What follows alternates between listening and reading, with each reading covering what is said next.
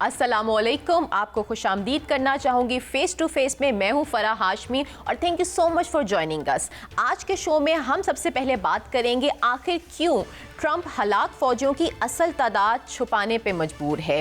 America के पास क्या हथियार अब ख़त्म हो चुके हैं, क्या ये जंग रुक चुकी है, इस पे बात करेंगे। इसी के साथ साथ आज हम बात करेंगे कि अवाम का सवाल है कि दीगर ममालिक क्या पाकिस्तान जितने पेट्रोल पर टैक्स वसूल करती है कि नहीं। और आखिर में हम बात करेंगे कश्मीर के इलेक्शन जीतने के लिए पंजाब से बसेस जा रही हैं कश्मीर में, तो क्या ये आईनी तौर पर जायज़ है कि नहीं। इन सब टॉपिक पे हम आज बात करेंगे, लेकिन सबसे पहले मैं वेलकम करना चाहूँगी शहजाद हुसैन भट्ट साहब को, और साथ ही साथ सबसे पहले हमारे जो गेस्ट हैं वो हैं air admiral retired Faisal Shah sahab. Thank you so much for joining. और फैसल साहब, मैं आपसे ही पूछना चाहूँगी कि क्या सिचुएशन आपको नज़र आ रही है, अमेरिका के पास हथियार ख़त्म हो चुके हैं, क्या जंग रुक चुकी है, और ये जो फ़ौजियों के बारे में असल तादाद क्यों नहीं सामने आ रही, प्रेस कॉन्फ्रेंसेस क्यों बंद हो गई हैं। शुक्रिया फरहान और शहजाद साहब मुझे प्रोग्राम में लेने का।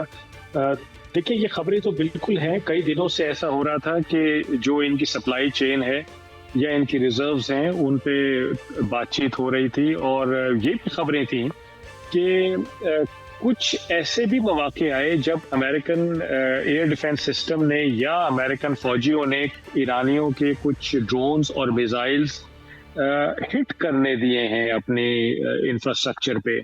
सिर्फ उन मिसाइलों को और ड्रोन्स को रोका गया है जो जहां पे अमेरिकन फौजियों की कैजुअल्टीज होने का खदशा था। लेकिन जो बिल्डिंग्स खाली थी, जो इंफ्रास्ट्रक्चर खाली था, वहां पे कुछ मिसाइल्स और ड्रोन्स को जाने भी दिया है, इसलिए कि इनके पास जो एयर डिफेंस सिस्टम के मिसाइल्स थे वो कम हो गए थे, और उनको कंजर्व करने के लिए, उनको बचाने के लिए, ज़्यादा क्रिटिकल हालत को एड्रेस करने के लिए उन्होंने ये इकदाम भी किया। ये भी रिपोर्ट्स हैं। अच्छा, जो इंसानी जानें हैं वो किसी भी अमेरिकन प्रेसिडेंट के लिए जानलेवा साबित हुई हैं हमेशा। आप हिस्ट्री उठा के देख लीजिए। तो ट्रंप साहब इस बारे में बहुत ही ज़्यादा मोहतात हैं। ये जो मैंने पहले आपको बताया कि इन्होंने इंफ्रास्ट्रक्चर तो अपना तोड़वा लिया लेकिन जानें बचा ली हैं लोगों की, ये उसी एक चीज़ का मुहर्रक है कि कोई भी यूएस प्रेसिडेंट ये अफोर्ड ही नहीं कर सकता कि बॉडी बैग्स वापस अमेरिका जाएं, क्योंकि फिर सारा नैरेटिव उनका चेंज हो जाता है। आप जितने भी ज़्यादा ये कहें कि मैं हक पे लड़ रहा हूँ, मेरा ऑब्जेक्टिव बिल्कुल जायज़ है, मेरा इंटरेस्ट बिल्कुल वाजे है, लेकिन अमेरिकन पब्लिक ये कभी बर्दाश्त नहीं करती कि बॉडी बैग्स वापस आए, क्योंकि वो ये समझते हैं कि खास तौर पे ये जंग जिसमें प्रेसिडेंट ट्रंप घुसे, ये अमेरिका की जंग है नहीं, ये इजराइल की जंग थी जिसमें अमेरिकन प्रेसिडेंट घुस गए हैं और अब वहां से वो निकल नहीं पा रहे। तो ये बहुत ही सेंसिटिव मामला है अमेरिकन प्रेसिडेंट डोनाल्ड ट्रंप के लिए, खास तौर पे जब नवंबर में मिड टर्म इलेक्शंस आ रहे हैं। तो उन्होंने तो ये इस जंग को यूज करना था उस मिड टर्म इलेक्शंस की कैंपेनिंग में। वहां ये बताना था कि मैंने तो ओबामा से बेहतर डील की है, मैंने तो ईरान का थ्रेट हमेशा के लिए खत्म कर दिया है, और मैं तो एक निजात दहिंदा के तौर पे सामने आया हूं। लेकिन अब अगर ये चीजें संभाल जाएंगी तो जाहिर बात है कि वो तो नैरेटिव बिकेगा ही नहीं। तो बिल्कुल इसमें गालिब इम्कान है कि जो ये फिगर्स बता रहे हैं अपने फौजियों की, वो फिगर्स सही ना हो। लेकिन देखें, ये भी हमें याद रखना चाहिए कि 21वीं सदी का जमाना है, हम कोई 18वीं सदी में तो रह नहीं रहे हैं। तो चीजें लामुहाला बाहर आ जाती हैं। पूरी दुनिया एक दूसरे को लाइव देख रही है, सैटेलाइट से, मीडिया से और बहुत सारी चीजों से। तो ये हो नहीं सकता कि ये बॉडी बैग्स को छुपा सकें और वो सामने नहीं। और जिस तरह का अमेरिका का अंदर का माहौल है, वहां तो आप इस चीज को छुपा ही नहीं सकते। काबिल इस्लाम रियर एडमिरल फैसल शाह साहब, मुझे ये समझ नहीं आ रही कि इस वक्त जो जंग है वो किस सिमत में जा रही है। आपसे रहनुमाई चाहूँगा, क्योंकि मैं जो फील कर रहा हूँ, पासदाराने इनकलाब जो है वो तो जंग जो है वो चढ़ कर लड़ रहा है, और जिस तरह वो फाइट कर रहा है वो विनिंग सिचुएशन की तरफ मुझे लग रहा है कि वो जा रही है। इन हालात में आप नाए हरमस पहले बंद है और बाबुल मंदब अगर बंद हुआ तो मेरे जो शिप है, आप ज़्यादा समझते हैं शिपिंग को, वो 8 दिन में अगर पाकिस्तान आते हैं तो फिर वो अफ्रीका के रास्ते 45 रोज से आएंगे अगर बाबुल मंदब भी बंद हो गया। तो इन हालात में खलीज या बहरा अरब में दोबारा कशीदगी जो बढ़ रही है, तो पाकिस्तान के लिए सबसे बड़ा चैलेंज क्या है, और ख़ास तौर पर पाकिस्तान नेवी के लिए क्या चैलेंज है कि वो अपने जहाज़ को किस तरह बचाएगी फिर बाबुल मंदब में, और कैसे गुजार पाएगी। काबिल एहतराम फैसल शाह साहब। शहनाज साहब, बिल्कुल ये बिल्कुल जेन्युइन कंसर्न है आपका, इसमें कोई दो राय नहीं है। देखिए, पहली चीज तो ये है कि ये जंग किस तरफ जा रही है, ये थोड़ा सा समझने की जरूरत है। ये जंग इस वक्त जिस तरफ जा रही है वो शाखसाना है उस स्क्रिप्ट का जो कि इजराइल ने लिखा था। और इजराइल की अगर आप देखें तो जंग के शुरू से ही ये कोशिश थी कि खित्ते के ममालिक इस जंग में किसी तौर शामिल हो जाएं ताकि ईरान के साथ वो लड़ें, कमज़ोर हो जाएं और मेरा काम आसान हो जाए। मैं एक तो स्ट्रांग हो जाऊं, दूसरा जो ग्रेटर इजराइल का एक प्लान है उसको परवान चढ़ने में आसानी हो। तो पहले तो ये ऐसा नहीं हो सका, पाकिस्तान की इसमें बहुत काविशें थी, कोशिशें थी। लेकिन अब जिस तरह से बहरीन, कुवैत और सऊदी अरब को फंसाया गया है इसमें, और अगर मैं सऊदी अरब का जिक्र कर रहा हूं तो फिर पाकिस्तान भी इस जंग से दूर नहीं है, तो क्योंकि हमारा उनके साथ एक डिफेंस एग्रीमेंट है। तो ये जिस तरह से जिस नहज पे चीजों को लेके जाया जा रहा है, ये मुझे इजरायली और इंडियन स्क्रिप्ट लगता है, क्योंकि इन्हीं दो मुल्कों को इससे फायदा होगा। तो मेरी दुआ ये है और मेरी तवक्को ये है कि तमाम ममालिक इस चीज को समझेंगे और इस जाल में फंसने के बजाय इससे निकलने की कोशिश करेंगे, और हम अल्लाह करेगा कि दोबारा एक पीसफुल सोल्यूशन की तरफ जाएंगे।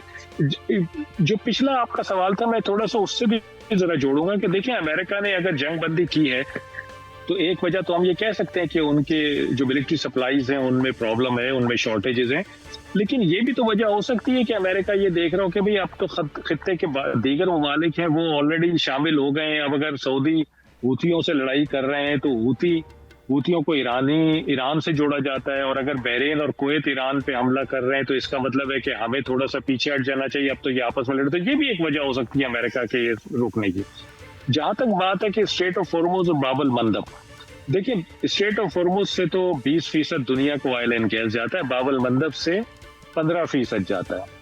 और आपकी बात बिल्कुल वजह है कि अगर बाब अल मंदब को बंद कर दिया जाएगा तो फिर लंबा रूट लेने की जरूरत पड़ेगी, जिसमें टाइम भी लगेगा, पैसा भी ज्यादा लगेगा और ट्रेड भी महंगी हो जाएगी। आपको याद होगा कि पिछले 1.5-2 साल के दौरान हूथियों ने बाब अल मंदब का कंट्रोल संभाला था। अमेरिकन और ब्रिटिश शिप्स की डिप्लॉयमेंट हुई थी, वॉर शिप्स की, और उन्होंने ये दावत दी थी शिपिंग कंपनीज को कि आप आएं, हम आपको प्रोटेक्शन देंगे और आपको यहाँ से निकालेंगे। लेकिन अगर आप डेटा उठा के देख दें तो बहुत ही कम शिपिंग कंपनीज थी जिन्होंने इस ऑफर का फायदा उठाया। ज्यादातर लोग अफ्रीका के नीचे से घूम कर आ जा रहे थे। शाह साहब, आप ठीक फरमा रहे हैं, और आपने अभी भारत और इसराइल का नाम भी लिया। जो भारत की बात आपने की, तो हमारे पास तो ये रिकॉर्ड है कि 150 बहरी जो जहाज हैं उनके पास हैं, और तकरीबन 135 के बारे में ख्याल किया जाता है कि वो फ्रंट लाइन जंगजू है। अब अगर 135 फ्रंट लाइन जंगजू उनके पास है और 50 मजीद जेर तामीर है, तो इन हालात में भारत की जो आप बात कर रहे हैं, भारत अददी लिहाज से बहुत तगड़ा है। पाकिस्तान के बारे में को बताना पसंद करेंगे कि पाकिस्तान किन सलाहियतें बढ़ा रहा है, मजीद सरमायाकारी कैसे करनी चाहिए हमें नेवी में, क्योंकि अब तो साबित हो गया है कि नेवी मस्ट बहुत इंपॉर्टेंट है। इस वक्त फजा से भी ज्यादा नेवी इंपॉर्टेंट हो गई है। तो पाकिस्तान की तैयारी के बारे में भी कुछ बताना पसंद करेंगे खुशखबरी के अंदाज में, शाह जी? देखें, एक तो मैं इस बात से इत्तेफाक नहीं करता कि भारतीय बहरिया पाकिस्तान से बहुत ज्यादा ताकतवर है। आप बड़ी तो कह सकते हैं कि है, लेकिन ताकतवर नहीं। इसलिए कि आप मई 2025 में देख लीजिए, भारत अपनी पूरी कुव्वत के साथ आया था और 400 से 500 नॉटिकल माइल यानी 700 से 900 किलोमीटर पाकिस्तान से दूर फिरता रहा। हिम्मत नहीं हुई उनकी करीब आने की। ये बहरी बेड़ा एयरक्राफ्ट कैरियर भी था, न्यूक्लियर सबमरीन भी थी, ब्रह्मोस मिसाइल भी लगे हुए थे, लेकिन उसके बावजूद वो आगे नहीं बढ़ सके 700 किलोमीटर से। तो वो क्यों नहीं बढ़ सके, ये खोज लगाने की जरूरत है। और जब आप खोज लगाएंगे तो आपको पता चलेगा कि उनकी अददी बर्तरी जरूर है, लेकिन बेहतरी नहीं है पाकिस्तान नेवी के ऊपर, पहली चीज। दूसरी चीज, देखिए, पाकिस्तान नेवी और बल्कि हमारी तीनों आर्म फोर्सेस, इनका हमेशा से ये वतीरा रहा है कि ये वक्त से हम आहंग होके चलने के आदी हैं। हमें पता है कि अगर हमने अपनी डेवलपमेंट छोड़ दी तो हम पीछे रह जाएंगे। हमारा दुश्मन बैठा हुआ है हमारे साथ जो मुस्तकिल बतदरीज डेवलपमेंट कर रहा है, तो हम कैसे छोड़ सकते हैं? और हम वक्त पे हम आम होते हैं।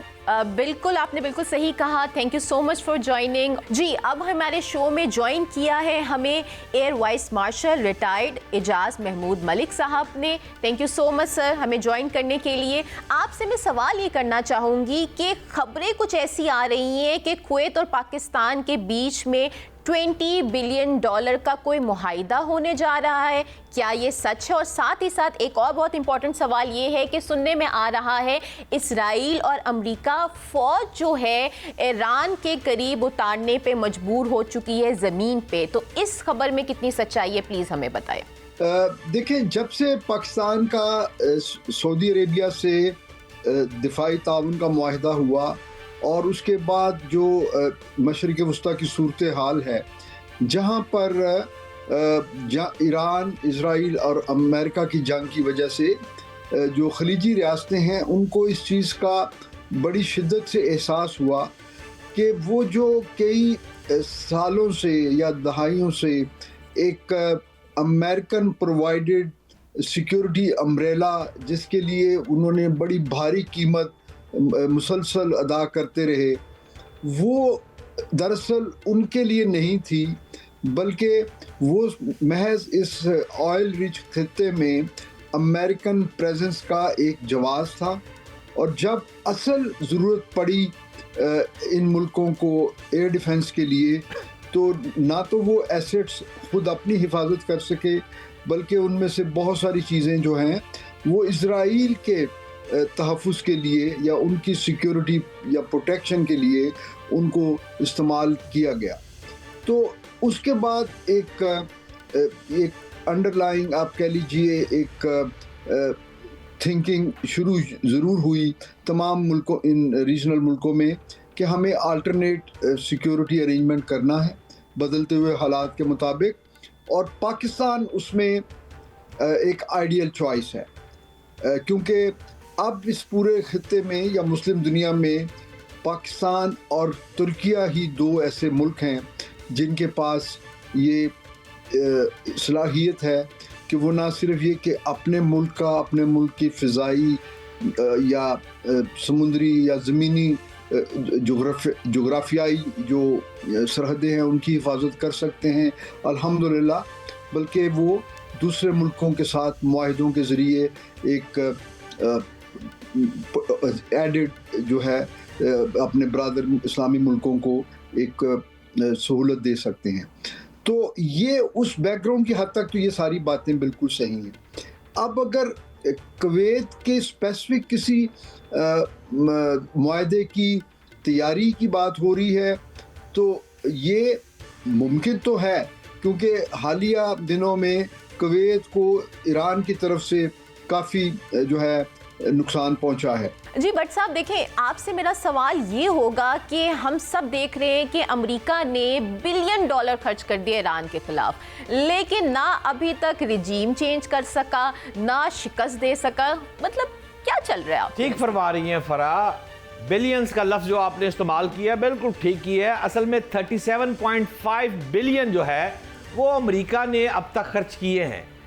अच्छा, जो पेंटागन की रिपोर्ट है उसके मुताबिक 37.5 बिलियन डॉलर को अगर पाकिस्तानी रुपए में कितने के बड़े पैसे दे दे, तो मुझे जो हिसाब निकला वो तो 10 खरब रुपए।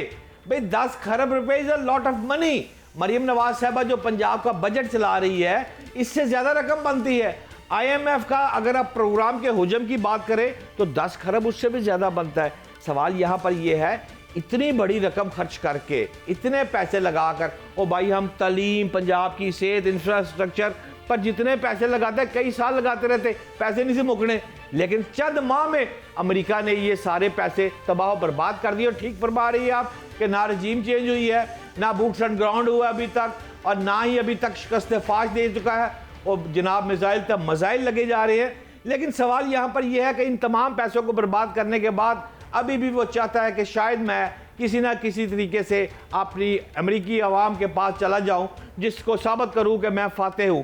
लेकिन हमारे साथ काबिल एहतराम AVM साहब मौजूद है, एजाज महमूद साहब। एयर वाइस मार्शल साहब, मैं आपसे ये जानना चाहता हूँ कि कुवैत को देख लें, हमें ऑफ़र कर रहा है, मुसलमान ममालिक कर रहे हैं 30 अरब से ज़ायद का तेल के तआवन के मुआहदे पर उन्होंने कहा है कि ये हमसे MOU साइन कर ले, दीगर ममालिक भी हैं। तो इन हालात में हमारा ऑलरेडी सऊदी अरब के साथ तो मुआहदा तय है और वो हमारी रेड लाइन भी डिक्लेयर हो चुकी है, हम उसके साथ बाजू के साथ बाजू मिलाकर खड़े हैं। इन हालात में हमें कोई नए मुआहदे कुवैत के साथ या किसी के साथ करने का कोई फ़ायदा है हमारी कंट्री को, या अभी मुआहदे जो है हम इससे ज़रा दूर रहे? आपकी राय क्या केबला?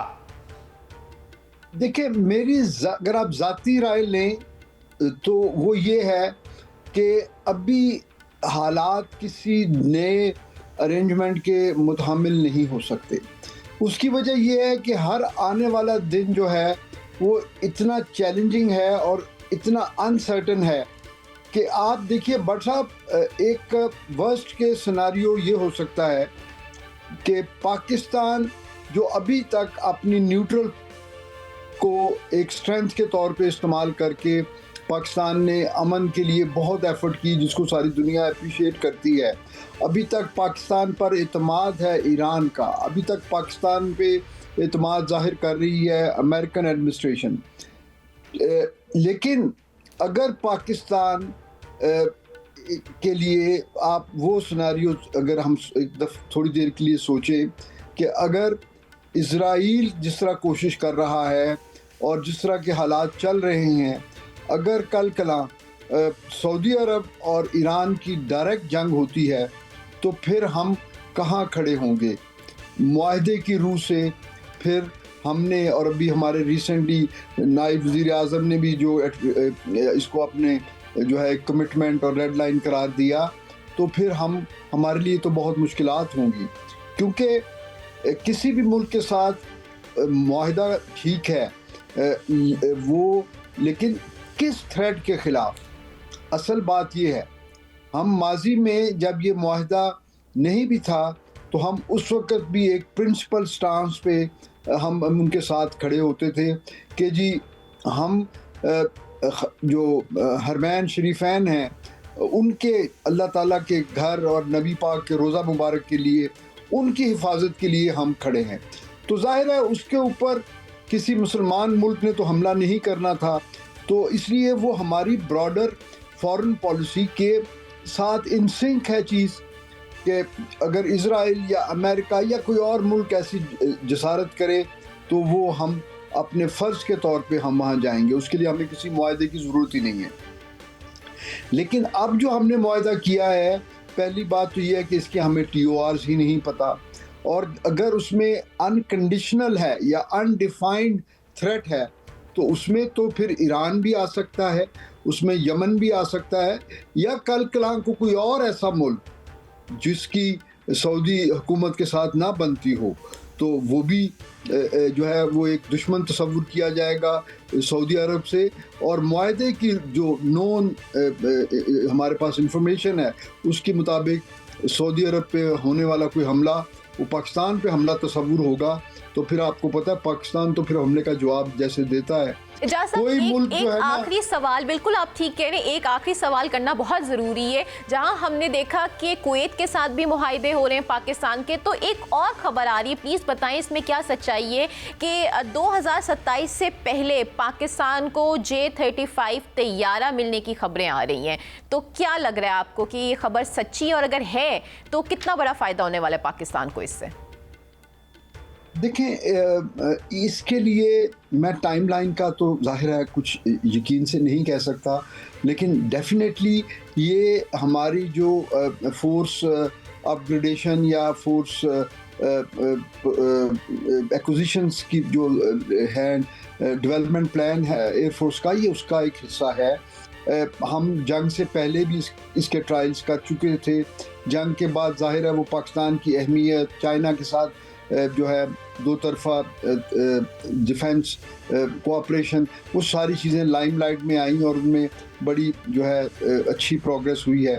तो ये सूनर और लेटर इंशाल्लाह ये होगा। इंशाल्लाह। टाइमलाइन मैं ज़ाहिर है मैं चूँकि मेरे पास ऐसी कोई क्रेडिबल इंफॉर्मेशन नहीं है, मैं टाइमलाइन तो नहीं दे सकता, लेकिन ये आने से क्या कैपेबिलिटी होगी, ये आने से हमारी मौजूदा जो फ्लीट है एयर वाइस मार्शल साहब, आप बहुत बड़ी बात कर रहे हैं कि हमने ट्रेनिंग वगैरह मुकम्मल अल्लाह की रहमत से कर ली है और मुमकिन तौर पर 14 अगस्त पर खुशखबरी भी दे सकते हैं। एम आई राइट? मुझे आपकी बातों से ये समझ आ रही है। देखिए जी, हमारे जो टेस्ट फ्लाइंग्स तो यकीनन हमने की हैं। वही बात भट्ट साहब के, मैं तो कहता हूँ 14 अगस्त क्यों, ये तो कल आ जाए तो अच्छा है, क्योंकि एयरफोर्स के इन्वेंट्री पे जो चीज़ आती है वो पाकिस्तान के माथे का झूमर होता है जी, क्योंकि एयरफोर्स ने अल्हम्दुलिल्लाह जो है वो पुराने तैयारों के साथ भी पाकिस्तान का सर वकार से बुलंद किया। Thank you so much Ijaz साहब, शो में हमारे साथ मौजूद होने के लिए। आपसे मुलाकात होगी इस छोटे से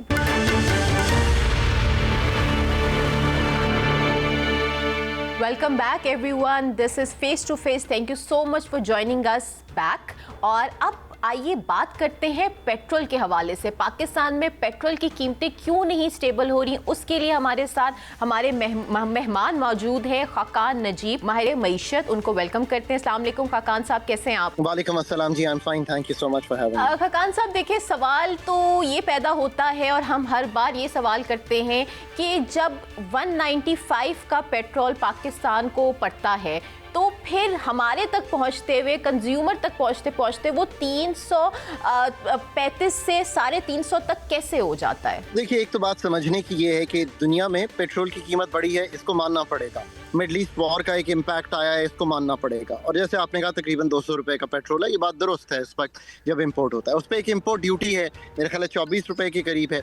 उसके ऊपर हमने पहले 18% सेल्स टैक्स लगाया हुआ था। जब हमने ये फैसला किया कि NFC चूँकि डिले हो रहा था और प्रोविंसेस के साथ शेयरिंग बहुत ज़्यादा हो रही थी और वफाक का जो मालियाती निज़ाम था वो अनकम्फर्टेबल हो रहा था, तो हमने 18% सेल्स टैक्स, अगर आप वो इस पे लगाएं तो ये तो 36 रुपये बनेगा। यानी कि इस पे पेट्रोलियम लेवी लगी, जो कि पहले 10 रुपये हुआ करती थी, आज वो अगर 80-90 रुपये है तो उसको 80 रुपये और 24 रुपये को ऐड करें तो पेट्रोल 300 रुपये का हो गया।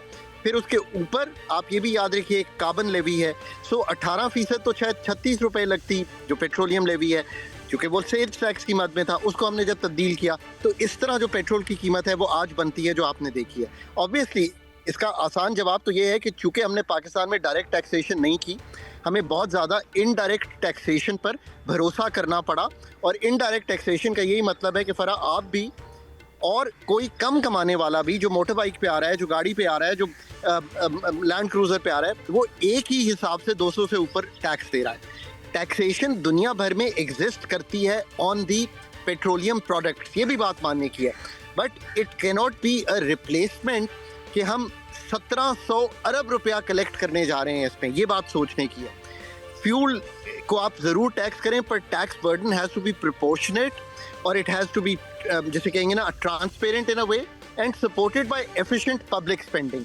और उस मुल्क में जिसमें पब्लिक ट्रांसपोर्ट का निज़ाम उस तरह से ना हो और आप डिपेंडेंट हो मोटर बाइक्स पे ये काम करने के लिए, तो लगता यूँ है कि जो IMF से डिस्कशन करने की है वो है ऑफ द फॉलोइंग, कि अगर 18% होता तो 36-40 रुपये होती, तो हम 80 रुपये और जो 1700 अरब रुपए कलेक्ट करने जा रहे हैं इस पे एक डिस्कशन कर लें। और इससे ज़्यादा इंपॉर्टेंट डिस्कशन ऑफ कोर्स ये है कि कैसे आप ब्रॉडन करेंगे टैक्स के डायरेक्ट निज़ाम को कि आप इस मसले से निकल जाएं। ये क्रक्स है इस सारे इशू का। पर डीपर इशू फरा इज़ वेरी वेरी डिफरेंट, और मैं इस पे बार बार समझाने की कोशिश करता हूँ कि डीपर इशू तो ये है कि क्या आपने पेट्रोलियम की इंडिजनाइजेशन की है। आज भी आप अगर कहें कि मैं 14 से 18 अरब डॉलर की इंपोर्ट करता हूँ, आज भी आप कहें कि मैं 80 से 85% इम्पोर्टेड पे डिपेंड करता हूँ, आज भी आप मुझे कहें कि आप क्रूड मंगवा के भी पाकिस्तान में रिफाइन नहीं कर सकते ईरान से या रशिया से, ये समझने की बात है, बिकॉज आपने अपनी रिफाइनरीज को अपग्रेड नहीं किया। आपने जो सुई के रिजर्व्स थे वो 4000 MMCFD तक आपको गैस के ले गए, आज आप 2-2,500 MMCFD पे आ गए हैं। आपने कभी उनको अपग्रेड नहीं किया कि आप नए रिजर्व जो हैं वो कर सकें। आपने मार्केट को लिबरलाइज नहीं होने दिया। इन चीज़ों का क्या मतलब है? आज भी डिटर्मिन ओगरा कर रही है, कोई प्राइवेट कंपटीशन नहीं है। द थॉट इज कि ये मच डीपर इशू है पाकिस्तान का और इसको डीपली ही हल करने की कोशिश करनी चाहिए। जब तक ये काम नहीं करेंगे इस डेप्थ पर जाकर, तो पाकिस्तान डिपेंडेंट रहेगा इंपोर्टेड एनर्जी पर और जिसे कहते हैं ना उस टैक्सेशन फ्रेमवर्क पर जो आपको इनडायरेक्ट टैक्सेशन की वजह से हायर टैक्स में रखे हुए। Market liberalisation, well regulated market structure, OGRA NEPRA का कंबाइन होकर एक अच्छा रेगुलेटर बनना, ये वो डीपर काम है जो पाकिस्तान करने से आज तक किसी भी सेंस में गुरेज करता रहा है। पाकिस्तान को अगर हमने पेट्रोलियम मसनूआत में ठीक करना है तो हम 85% फ्रेट जो है वो रोड पे विद इम्पोर्टेड फ्यूल नहीं कैरी कर सकते। काबिल एहतराम खाकान भाई, आवाम आपसे जानना ये चाहते हैं कि दुनिया के दीगर ममालिक भी जो है वो भी टैक्स लेते हैं, हम भी लेवी पे टैक्स ले रहे हैं, ठीक है, लेकिन आप नाए हरमज का सारा गुस्सा हम पे ही निकल रहा है, हमारा पेट्रोल दिन ब दिन ऊपर चढ़ता जा रहा है। तो जानना आपसे ये चाहता हूँ कि आपने जैसे फरमाया, मुझे अब तक आपकी बातों से ये समझ आई है कि हुकूमत की कुछ नाअहली का लफ्ज़ नामुनासिब अगर ना हो तो इस्तेमाल कर लूँ, ये हुकूमत की नाअहली है। और आप क्या समझते हैं कि इस वक्त पेट्रोल पंप मालकान ज़्यादा कमा रहे हैं या हुकूमत हमें लूट रही है? असल जिम्मेदार कौन है खाकान भाई? जी, so let's try and understand this. दूसरे ममालिक में फ्यूल टैक्सेस हैं और वो ऑफन यूज होते हैं किस चीज़ पे? फंड करने पे ट्रांसपोर्ट सिस्टम, फंड करने में infrastructure, environmental goals and public services, इसके लिए ज़रूर ये यूज़ होते हैं और मैं इसका कायल हूँ। पाकिस्तान में अनफॉर्चुनेटली जो पेट्रोलियम लेवी है, जो कार्बन लेवी है, जो इंपोर्ट ड्यूटी है, ये यूज़ इस तरह नहीं हो रहा। ये यूज़ हो रहा है कि आप अपने बजट का खसारा या आप अपने टैक्सेशन में जो डायरेक्ट नहीं कर पाते तो कैसे पूरा कर सकते हैं इस टैक्सेशन से। मैं एक आपको वजाहत करूं कि हम इसको नॉन टैक्स रेवेन्यू कंसिडर करते हैं बजट में। आईएमएफ इसको नॉन टैक्स रेवेन्यू नहीं लेता। आईएमएफ जब एमईएफपी पाकिस्तान का जाता है तो वो इसको एक टैक्स की मद में लेता है। This is very very important to understand. तो एक तो ये बात हो गई। दूसरी बात यह कि आपने अच्छी बात पूछी है कि who is taking the most. देखें जो फ्रेट इक्वलाइजेशन मार्जिन है इसमें, जो इस वक्त डीलर मार्जिन है, ये चीज़ें तो फिक्स हैं। Of course import duty, petroleum levy और कार्बन लेवी, जब आप इन तीनों को मिलाएं तो जो स्टेट है वो सबसे ज़्यादा बेनिफिशियरी है ऑन द टैक्सेशन साइड इस चीज़ की। और मैंने इसीलिए ये बात सामने रखी है कि इन द शॉर्ट रन तो आप इन चीज़ों को आईएमएफ के साथ जो 1700 अरब है, पिछले साल हमने 1498 बिलियन तकरीबन कलेक्ट किया है, अब 200 अरब ज़्यादा कलेक्ट करने जा रहे हैं, तो ज़रूर उनसे बात कर रहे हैं। फिस्कल सस्टेनेबिलिटी जो है वो बिल्कुल रेवेन्यू रेज करके आती है, बट इट ऑल्सो कम्स कि जो क्वालिटी ऑफ रेवेन्यू रेज है वो क्या है, क्या वो फेयर है, क्या वो डायरेक्ट है, क्या वो उस सारिफ से है जिसको देना है। Who are we taxing? In this case we are taxing everyone equally, unfairly and through an indirect taxation. दूसरा याद रखें कि ऑफ कोर्स आप अपने पब्लिक एक्सपेंडिचर को 100-200 अरब से कम कर दें तो आप 10-15 अरब रुपए कम कर देंगे पेट्रोलियम लेवी। ये काउंटर सिक्लिकल थी शहजाद साहब, बड़ा इंपॉर्टेंट है। मैंने हमेशा टेबल पर बैठकर भी यही कहा था कि अगर पेट्रोल प्राइसेस राइज करती हैं तो हमें अपने पेट्रोलियम लेवी को कम करना है या कम सतह पर रखना है। अब हम 80-90 मैक्सिमम पे चले गए हैं। आई थिंक ये वो सोच है जो आईएमएफ के साथ डिस्कस करनी चाहिए। इसकी एक और इम्पॉर्टेंट वजह इज द फॉलोइंग। जब आप पेट्रोलियम लेवी बढ़ाते हैं, पेट्रोल की कीमत बढ़ाते हैं, डीजल की कीमत बढ़ाते हैं, मुल्क में अगर इन्फ्लेशन होती है, इन्फ्लेशन से क्या होता है? इन्फ्लेशन से पॉलिसी रेट 1% अभी बढ़ाया हमने, 10.5 से 11.5% किया। उस 1% पे सबसे बड़ा बोरोअर कौन है? स्टेट है। तो स्टेट को 8,000 अरब जहां देने थे वहां 8,200 अरब देने पड़ेंगे in terms of the markup the interest it is paying. अगर आप इसको इस तरह सोचेंगे तो आपको रियलाइज होगा कि ये बेनिफिशियल किसी के लिए भी नहीं है। In the end state is paying through another head. Khaqan भाई, कितना सोना या डॉलर नीचे जाता देख रहे हैं? मेरा ख्याल है रुपए में की कदर जो है वो यहाँ से बहुत ज्यादा मुस्तहकम नहीं होगी, इसके करीब ही रहेगी बहुत ज्यादा, क्योंकि रुपया ओवर वैल्यूड है। असल में तो रुपए को यहाँ से वीकर होना चाहिए ताकि आपकी एक्सपोर्ट्स बढ़ें और इंपोर्ट्स कम हो। जहाँ तक सोने का ताल्लुक है उसकी भी राइड बहुत अच्छी रही है पर अब जहाँ पे खड़े हैं आई थिंक एक स्टेबल सा है, ±5% पे ही चलता रहेगा, बहुत ज्यादा तब्दीली नहीं देख रहे। थैंक यू सो मच, बहुत शुक्रिया खाकान साहब। और यहाँ वक्त हुआ जाते एक छोटे से ब्रेक का।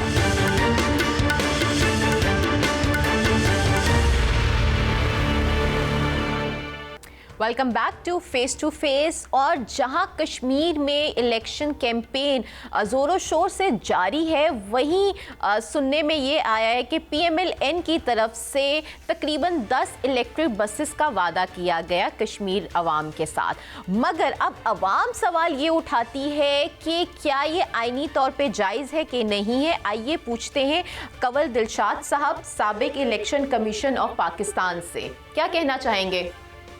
असूली तौर पर जो पंजाब की वज़ीर आला मरीम नवाज ने जो 10 बसों का इलेक्ट्रॉनिक बस पहुँचाई है अपना मुजफ्फराबाद, ये इलेक्शन हाँ ये बाकायदा गैर कानूनी तो नहीं कह सकते, गैर इखलाकी है।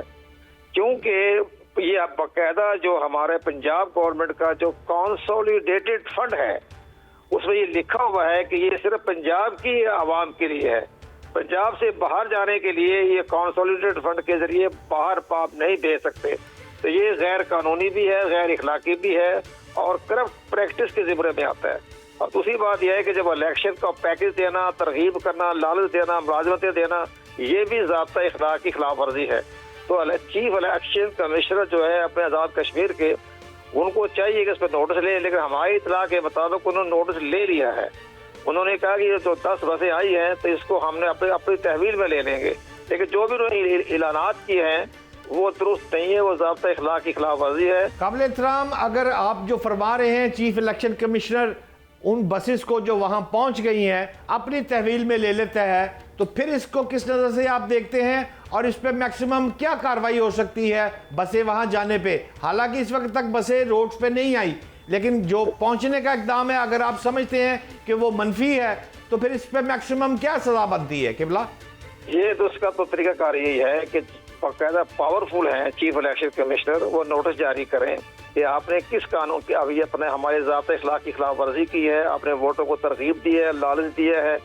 तो ये तमाम बातें जो हैं ये ज़ाब्ता इखलाक की खिलाफ वर्जी है। हमारे यहाँ जो इलेक्शन कमीशन ऑफ पाकिस्तान का जो ज़ाब्ता इखलाक है उसके तहत तो इसकी सज़ा है 3 साल की।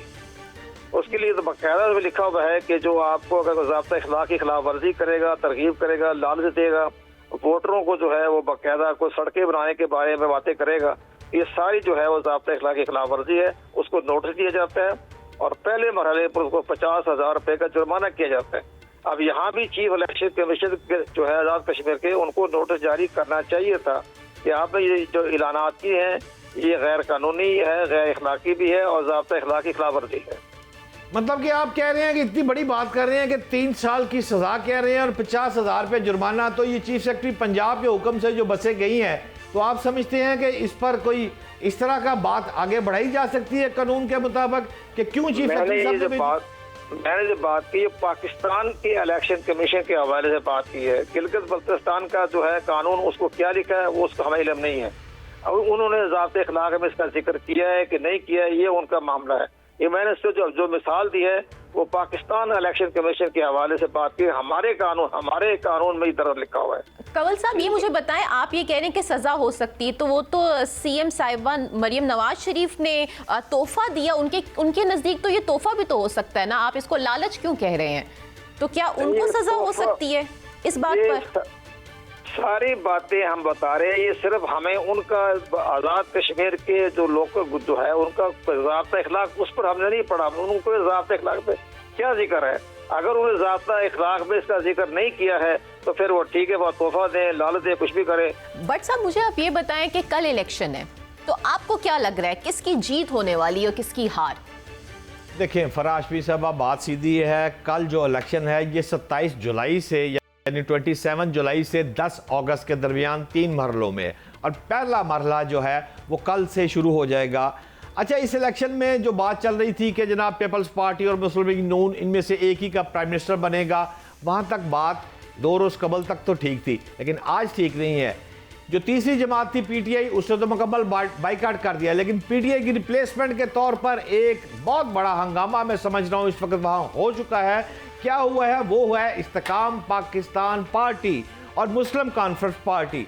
आप देखें, ये 2 बड़ी जमातें हैं। सदर इस्तेकाम पार्टी जो है वो आज़ाद कश्मीर सरदार तनवीर इलियास, जो कि वहाँ की बड़ी मारूफ शख्सियत है, प्राइम मिनिस्टर भी रह चुके हैं, और मुस्लिम कॉन्फ्रेंस के सदर सरदार अतीक साहब जो है, इन दोनों में मुलाकात हुई है। सरदार अतीक में और सरदार तनवीर इलियास में जो मुलाकात हुई है उसमें यह तय किया गया है कि सदर इस्तेकाम पार्टी और इसके साथ साथ मुस्लिम कॉन्फ्रेंस जो है मिलकर इलेक्शन लड़ेगी।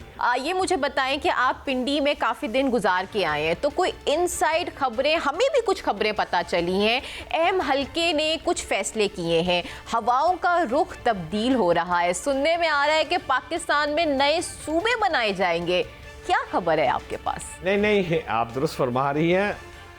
नए सूबों वाली जो बात है, यहाँ तक मैं आपसे मुत्फिक हूँ कि नए सूबे बन रहे हैं। हाँ, यहाँ तक ठीक है।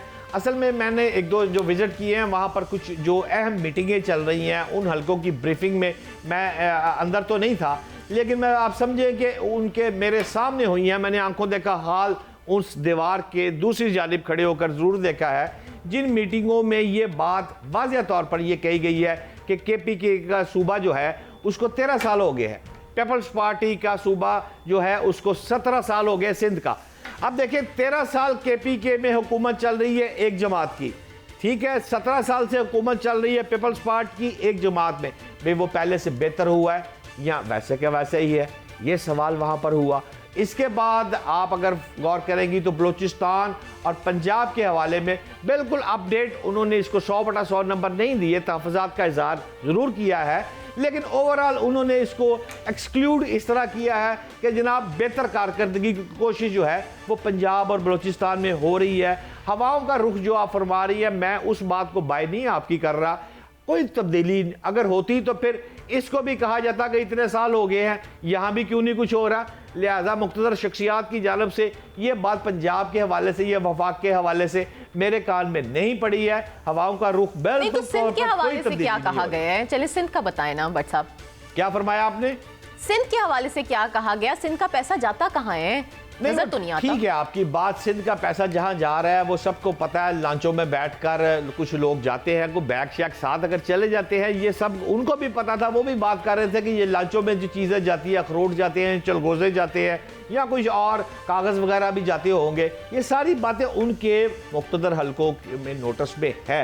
लेकिन वेरी ऑनेस्टली मैं आपको जो सीधी बात करूँगा, इस मुल्क में अब सूबों की बात जो है वो बहुत ऊपर चली गई है। बट साहब लेकिन ये तो बताएं ना कि किनको मसला होगा इस तरमीम से?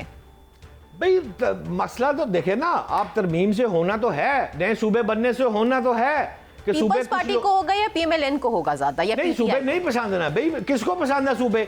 अपना सिंध जो है 17 साल से जो काम कर रहा है, वो सिंध कहेगा सिंध को कराची से अलहदा कर दिया जाए? क्या पंजाब कहेगा कि जनूबी पंजाब को अलहदा कर दिया जाए? मुख्तदर शख्सियत ने जो एक जगह पर फरमा रही थी, किताब में एक आवाज़ हल्की सी मेरे कान में पड़ी, तो उन्होंने फरमाया कि 16.5 करोड़ आबादी का मुल्क पंजाब। तो मैं तो हैरान हो गया। बाद में मैंने एक बंदे से पूछा, मैंने कहा यार 16.5 करोड़ तो है ही नहीं है पंजाब की आबादी, ये तो तकरीबन 11 करोड़ के पास आबादी है। कहता बादशाह साहब आप वो बात कर रहे हैं जो यूट्यूब पे गूगल से ChatGPT से चेक करते हैं, जो वो बात कर रहे थे 16.5 करोड़ की, उसमें आपके 11 करोड़ पंजाब के अवाम रह रहे हैं, 2 करोड़ पख्तून रह रहा है पंजाब में, 2 करोड़ बलोच रह रहा है पंजाब में, 1 करोड़ सिंधी रह रहा है पंजाब में, फिर जाकर 16 करोड़ बन रहा है पंजाब। वो पंजाब नहीं है। बहुत शुक्रिया बट साहब, इसका मतलब ये है कि काफी अरसे के बाद पीपल्स पार्टी और PMLN मिल करके इस तरमीम के खिलाफ खड़े होने वाले हैं, मुझे ऐसा लग रहा है। लेकिन इसी वक्त हमारे शो का वक्त भी खत्म हुआ जाता है। आपसे मुलाकात होगी नेक्स्ट शो में। This was your host Farah Hashmi signing out. Pakistan जिंदाबाद।